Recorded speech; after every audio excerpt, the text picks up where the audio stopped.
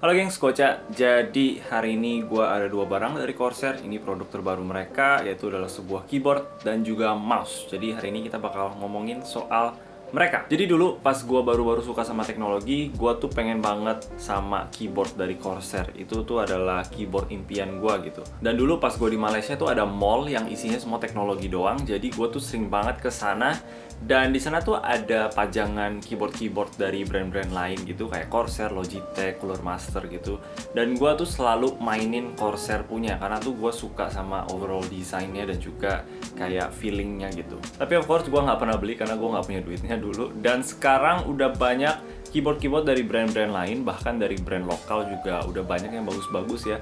Jadi untuk sementara tuh gue udah mulai lupa sama keyboardnya dari Corsair ini. Sampai sekarang karena gue udah dapet kesempatan juga untuk cobain produk terbaru dari mereka. Oke, jadi kita bakal mulai dari keyboardnya dulu. Mouse-nya kita ngomongin nanti. Nah, first impression pas pertama kali gue unboxing ini tuh agak sedikit nostalgia sih, karena feeling keyboardnya tuh gue inget masih lumayan mirip sama pertama kali gue cobain dulu di mall itu, dan juga desainnya juga masih lumayan sama. Di sini masih ada the famous scroll wheel dari Corsair, dan gue inget dulu ya pas gue pertama kali lihat keyboard ada scroll wheel kayak gini, gue ngerasa tuh ini hal terkeren yang pernah gue lihat, dan gue tuh pengen beli keyboardnya cuma karena ini ada scroll wheel. Dan juga ada multimedia keys di sini, ada Windows lock button, ada brightness adjustment, dan juga ada switch profile. Bahkan tekstur aluminium top housingnya itu masih sama banget kayak yang gua inget dulu gitu. Mereka hampir gak ada perubahan dari 7 tahun yang lalu. Dan kalau kita lihat dari Corsair K70 RGB yang dulu, yang ada di videonya Linus Tech Tips dari 2014, berarti hampir 7 tahun yang lalu,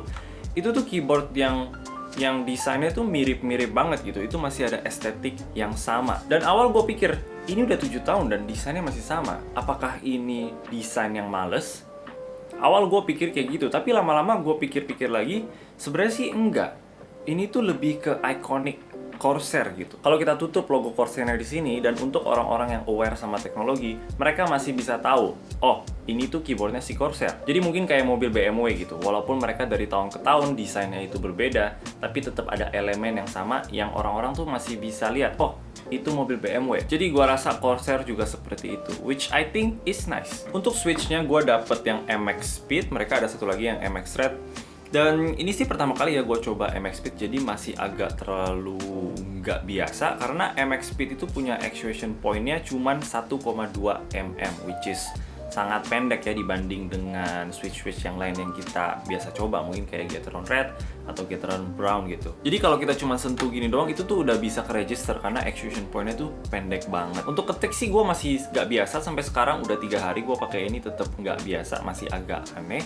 Tapi untuk gaming sih sebenarnya nggak ada masalah sih, justru malah gue rasa memang lumayan enak gitu untuk dipakai gaming. Dan untuk orang-orang kayak Hardware Canucks dan juga Random Frank P, mereka juga ada klaim kalau MX Speed itu memang ada perbedaan dalam segi gaming ya daripada Switch yang lain. Buat gue sih sebenarnya gue nggak terlalu bisa rasain banget apakah gue jadinya lebih cepet untuk main game.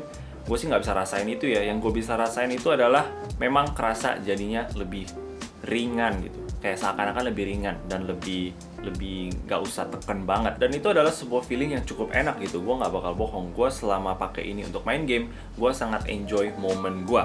Tapi kalau untuk ketik, maybe not so much. Dan untuk ketik sih gue ngerasa ini agak sedikit scratchy ya, apalagi kalau kita misalkan udah terbiasa sama switch yang lebih smooth, mungkin kayak Gateron Yellow gitu. Rasa ping noise juga ada, dan overall suaranya itu agak hollow. Ditambah juga dengan stabilizer yang nggak ada loopnya sih untuk unit yang gue cek ya, kecuali di spasi yang sebelah kiri. Cuman itu doang yang ada loop, yang lain nggak ada. Gue nggak tahu, mungkin ini unit gue doang ya.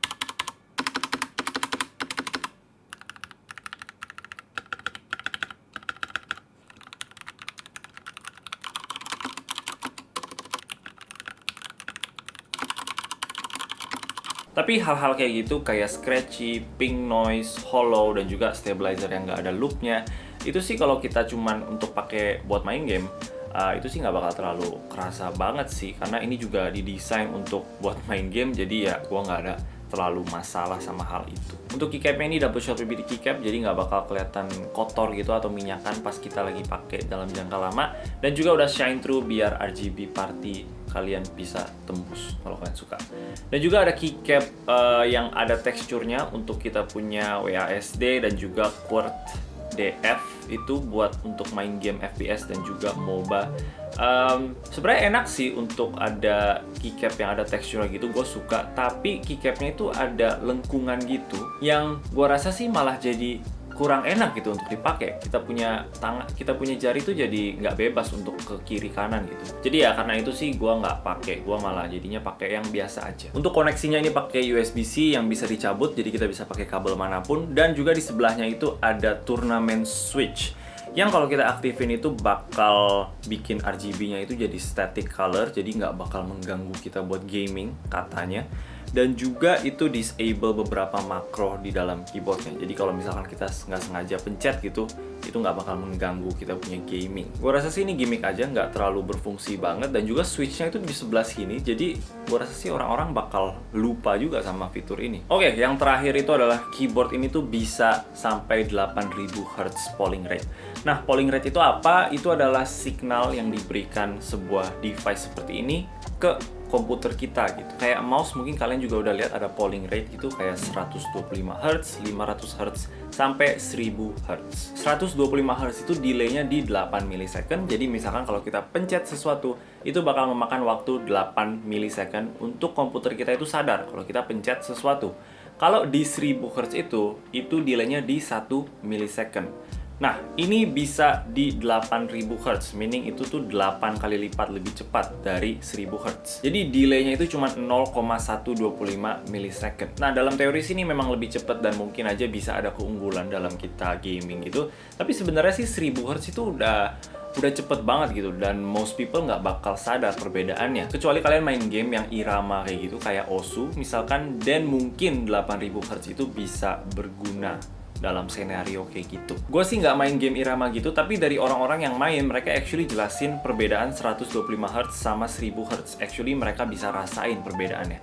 Jadi mungkin 8000 Hz itu bisa membantu mereka untuk lebih tune gitu pencetnya. Tapi untuk game-game yang gue main, FPS, RPG, MOBA, itu sih nggak ada perbedaan. At least gue nggak ada rasain perbedaan sama sekali. Dan juga kalau kita aktifin 8000 Hz, itu bakal memakan power dari CPU kita. Jadi ya, take note aja. Oke, kita coba move on ke mouse-nya.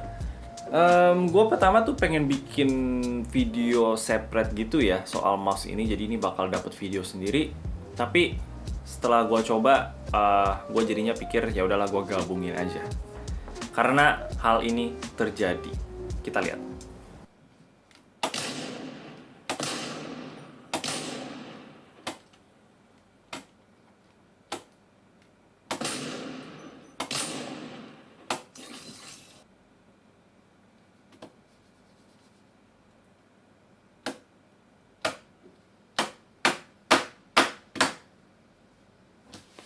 Oke, kalau kalian nonton video Corsair Qatar Pro Wireless yang gua bikin beberapa waktu yang lalu itu, ini adalah kejadian yang sama persis yang terjadi, dan itu bikin gua tuh jadinya nggak enjoy untuk pakai mouse ini. Dan gue jujur gue nggak tahu kenapa ini bisa terjadi lagi gitu. Gua actually lumayan kecewa. Tapi oke, kita coba ngomongin hal baik dari mouse yang ini dulu. Ini bentuk mouse-nya lumayan besar, dan gua rasa sih ini bakal nyaman di tangan-tangan most people ya, apalagi kalau tangan mereka gede juga.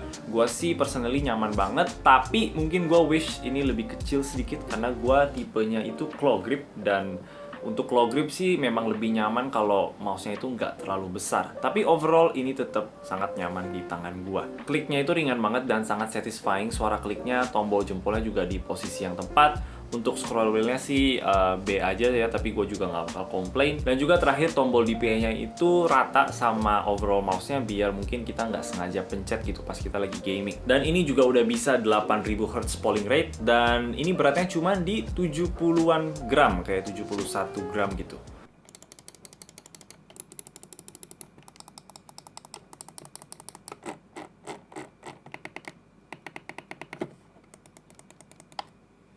Kalau kalian nggak main FPS, mungkin kalian cuma main MOBA gitu kayak Dota, dan sebenarnya sih nggak ada masalah gitu. Gua pakai ini buat main Dota tuh nyaman banget, apalagi karena kliknya tuh sangat enak untuk diklik. Gua actually nggak ada masalah sama sekali. Atau kalau kalian main FPS tapi DPI atau sensitivity kalian itu tinggi, meaning kalian tuh aimnya cuma pakai wrist kalian, dan mungkin itu juga nggak ada masalah. Gue main FPS itu di DPI yang rendah. Dulu gue di 400, tapi sekarang gue udah ganti ke 800. Jadi pergerakan mouse gue tuh bukan di pergelangan tangan gue gitu, tapi seluruh tangan gue tuh gerak. Dan kalau kalian kayak gitu juga, itu bakal ada kebanting-kebanting dikit gitu. Itu yang bikin gue nggak bisa pakai mouse ini. Apalagi kalau misalkan kita lagi intense fight gitu ya, lagi kenceng gerakannya, itu pasti ada kepencet 1-2 kali gitu. Dan itu sendiri yang bikin ngerusak enjoyment main gamenya. Corsair, what is going on? Kok bisa terjadi 2 kali? Oke, jadi itulah kedua barang yang gue dapet dari Corsair. Untuk keyboardnya, gue sangat suka. Gue suka banget sama size TKL. Gue nggak pernah suka full size keyboard gitu. Dan gue suka sama scroll wheel volume-nya ini. Dan surprisingly, gue juga suka MX Speed untuk main game. Tapi pertanyaannya, apakah ini akan menggantikan keyboard sehari-hari gue? Jawabannya sih enggak ya, karena gue memang lebih prefer keyboard yang lebih kecil, mungkin kayak 65% gitu. Dan gue juga lebih sukanya itu keyboard yang bisa kita modif dan kita bisa atur-atur lagi gitu. Bukan bilang ini nggak bisa dimodif, bisa aja kalau niat gitu. Tapi ya memang nggak didesain untuk diutak-atik lagi. Dan untuk mouse-nya sih, kalau kalian nggak main FPS, dan ya boleh-boleh aja sih. Ya, ini tetap mouse yang nyaman kok untuk dipegang. So, ya, itulah review gue dari kedua barang ini. Kalau kalian suka sama video ini, boleh kasih like dan juga subscribe. Thank you udah nonton. Bye-bye.